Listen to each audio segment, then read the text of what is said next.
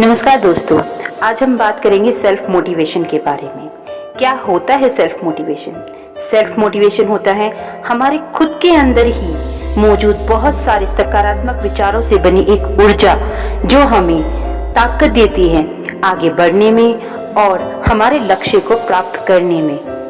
तो कुछ समय के लिए बंद कीजिए अपनी आंखों को और महसूस कीजिए उस ताकत को जो हमें हमारे लक्ष्य तक ले जाने के लिए हमेशा हमारे अंदर ही छिपी होती है।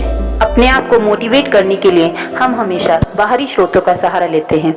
इसके लिए हम सोशल मीडिया को विजिट करते हैं, अच्छी अच्छी किताबों को पढ़ते हैं और हम कुछ समय के लिए तो मोटिवेट हो जाते हैं, जोश और जुनून से भर जाते हैं। सोचते हैं कि जब दूसरे लोग कर सकते हैं तो हम क्यों नहीं कर सकते, पर कुछ समय बाद यह सब कुछ धरा का धरा रह जाता है और फिर हम अपनी फिर से रोज़मर्रा की ज़िंदगी में पहुंच जाते हैं जहां हम अपने आप को बहुत ही लो फील करते हैं और फिर से अपने आप को उसी जगह पाते हैं जहां से हमने शुरू किया था। तो ऐसा क्या करें जो हम हमेशा मोटिवेट रहें और हमेशा अपने लक्ष्य को प्राप्त करने के लिए लगे रहें।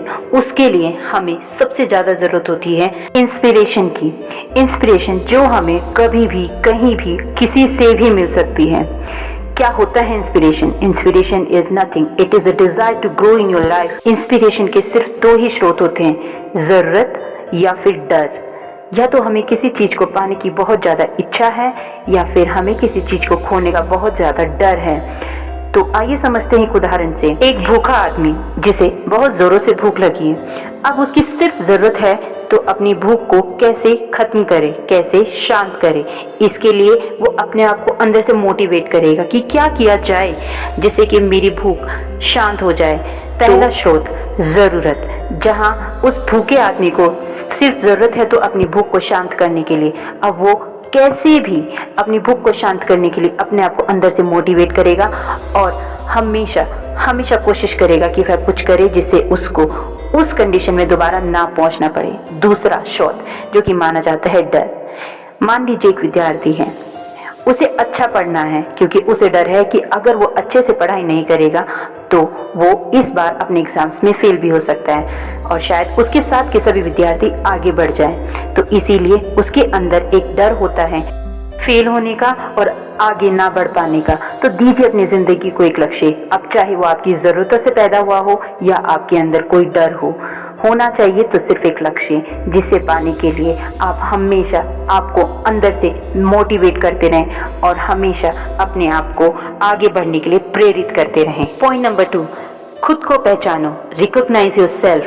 विज्ञान के अनुसार दोस्तों दुनिया में 99.9% लोग एक समान ही होते हैं। जो 0.1% लोग होते हैं ना, वही होते हैं जो हमें एक दूसरे से अलग करते हैं। इसलिए अपने आप को कभी किसी से कम नहीं समझना चाहिए।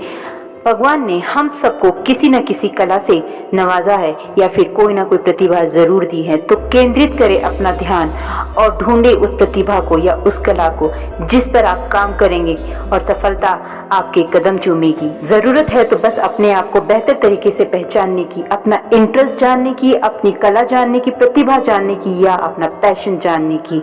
जब आप अपने पैशन पे काम करते हैं तो आप कभी डिमोटिवेट नहीं होते, आप अंदर से हमेशा मोटिवेट रहते हैं अपने लक्ष्य को पाने के लिए।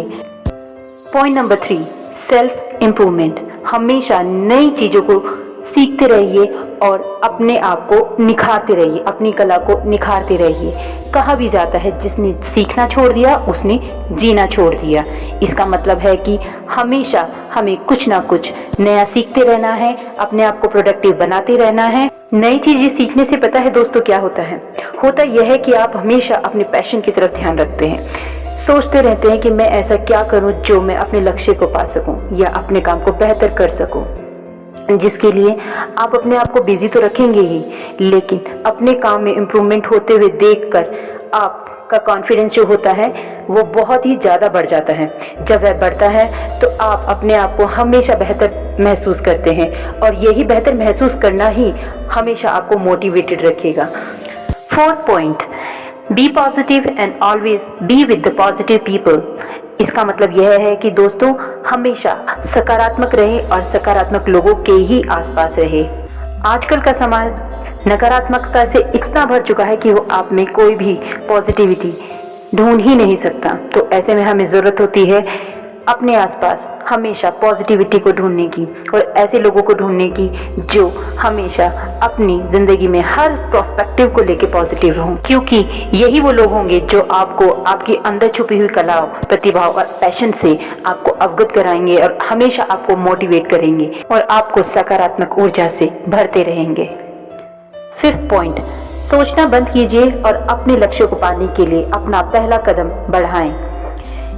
ज़्यादातर लोगों में पाया जाता है दोस्तों कि वो किसी भी काम को करने के लिए या शुरुआत करने के लिए बार बार सोचते हैं, और हम जितनी बार किसी भी कार्य को शुरू करने के लिए सोचते हैं हम अपने ही विचारों को उतना कमज़ोर करते जाते हैं, क्योंकि जितनी बार हम जिस काम को शुरू करने के लिए सोचेंगे उतनी ही बार हमारे दिमाग में अलग अलग विचार उत्पन्न होंगे और ये विचार एक दूसरे के साथ द्वंद्व करेंगे।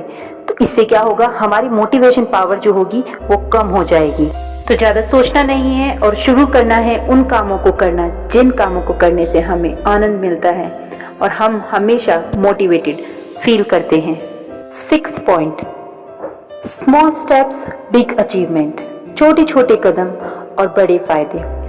किसी भी बड़े लक्ष्य को पाने के लिए हमें हमेशा अपनी छोटी छोटी अचीवमेंट्स को भी सेलिब्रेट करना चाहिए। यही एक तरीका होगा हमें हमेशा अंदर से मोटिवेट रखने का और अपने बड़े लक्ष्य को हासिल करने का। अपने आप को मोटिवेट रखने का अंतिम और सबसे महत्वपूर्ण एक तरीका जो होता है वो होता है लव योरसेल्फ। अपने आप को प्यार करें, अपने आप को महत्वता दें अपनी ज़िंदगी में, अपनी छोटी छोटी अचीवमेंट्स पे अपने आप को शाबाशी दें, अपने आप को उपहार दें। सबकी खुशियों के बारे में सोचते सोचते कभी अपनी खुशियों के बारे में ना भूलें। अपने आप को अंदर से खुश रखें, अपने आप हमेशा मोटिवेट रहेंगे, क्योंकि यही आपका सेल्फ कॉन्फिडेंस बढ़ाता है जो कि मोटिवेशन के लिए हमेशा आपकी ज़िंदगी में कार्यरत रहता है। तो ये थे कुछ पॉइंट जो मैंने आपके साथ शेयर किए कि अपने आप को हमेशा मोटिवेट कैसे रखें। दोस्तों, अगर ये वीडियो आपको पसंद आई हो तो प्लीज़ लाइक, सब्सक्राइब और शेयर करना ना भूलें।